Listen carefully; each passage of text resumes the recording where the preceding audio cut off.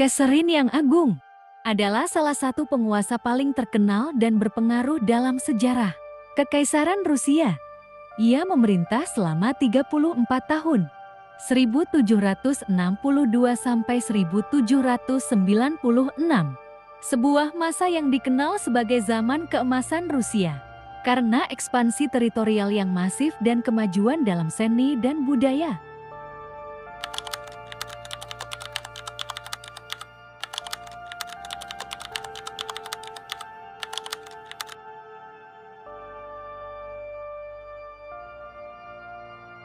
Nama lahir Sophie Friedrich August von Engelzerbst-Dornburg, tempat atau Tegil lahir Statin, Prusia kini Polandia. 2 Mei tahun 1729. Nama Rusia Yekaterina Alexievna. Masa kekuasaan 9 Juli 1762 hingga 17 November 1796. Dinasti melalui pernikahan Romanov dikenal untuk memodernisasi Rusia, ekspansi wilayah, patronase seni dan pendidikan, pemerintahan tercerahkan. Akhir hidup meninggal karena stroke pada 17 November tahun 1796 di Istana Musim Dingin, Street, Petersburg.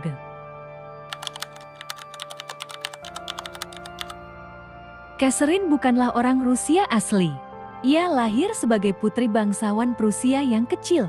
Pada tahun 1744, ia diundang oleh Maharani Elizaveta Petrovna Elizabeth dari Rusia untuk dinikahkan dengan pewaris tahta Rusia, Pangeran Piotr Peter III. Setiba di Rusia, ia belajar bahasa Rusia dengan giat, memeluk agama Ortodoks Rusia, dan mengganti namanya menjadi Ekaterina Catherine. Ia berusaha keras berasimilasi dengan budaya barunya, yang membuatnya disukai rakyat tetapi justru menjauhkannya dari suaminya, yang lebih menyukai budaya Prusia.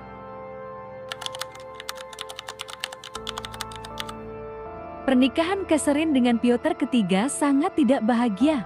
Piotr III naik tahta pada 1761 tetapi kebijakannya, terutama menghentikan perang yang menguntungkan Rusia melawan Prusia, sangat tidak populer di kalangan bangsawan dan militer. Melihat peluang, Catherine dengan dukungan kekasihnya Gregory Orlov dan pengawal elit Ismailovsky Regiment melakukan kudeta tak berdarah pada tahun ke-1762. Piotr III dipaksa turun tahta dan dibunuh. Beberapa hari kemudian, Catherine kemudian memproklamirkan dirinya sebagai Maharani Imperatorica Rusia.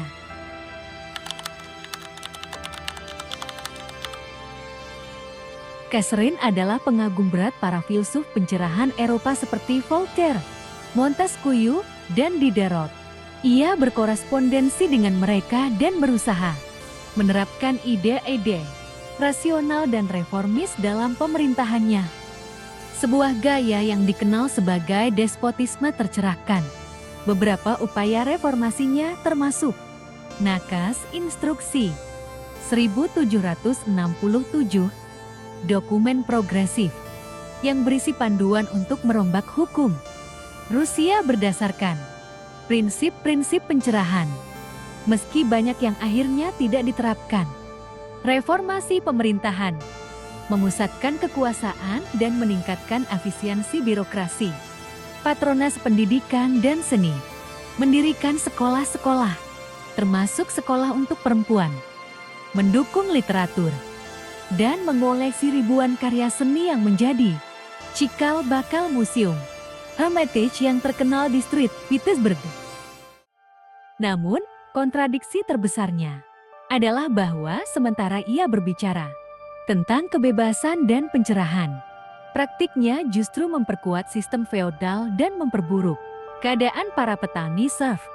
Hak-hak bangsawan diperkuat, sedangkan petani hampir tidak memiliki hak sama sekali, yang akhirnya memicu pemberontakan besar seperti pemberontakan Pugachev 1773 sampai 1775.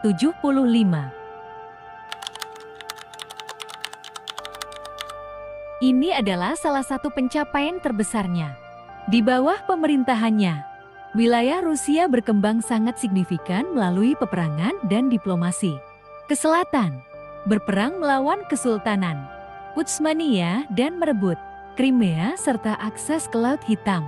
Ke barat, melalui pembagian Polandia bersama Prusia dan Austria, Rusia mendapatkan sebagian besar wilayah persemakmuran Polandia-Lituania. Ke timur, eksplorasi dan penguasaan di Alaska, Rusia, Amerika, dan Siberia. Kebijakan luar negerinya berhasil menjadikan Rusia sebagai kekuatan dominan di Eropa Timur.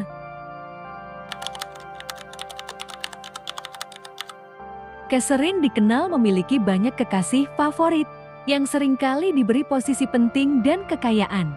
Namun, hubungan ini juga dimanfaatkannya secara politis untuk memastikan kesetiaan para bangsawan di sekitarnya. Ia meninggalkan warisan yang sangat kompleks. Warisan positif, Rusia menjadi kekuatan dunia yang disegani.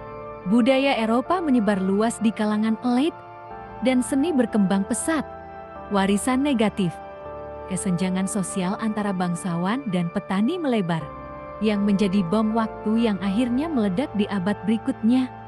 Catherine yang Agung adalah seorang pemimpin yang ambisius, cerdas, dan penuh kontradiksi. Ia adalah seorang despot tercerahkan, yang membawa ide-ide modernisasi tetapi juga memperkuat penindasan. Di satu sisi, ia adalah patron seni yang hebat. Dan di sisi lain, ia adalah imperialis yang kejam. Tidak diragukan lagi, ia adalah salah satu wanita paling berkuasa dalam sejarah yang mengukir namanya dengan mendorong Rusia menjadi raksasa Eropa yang disegani.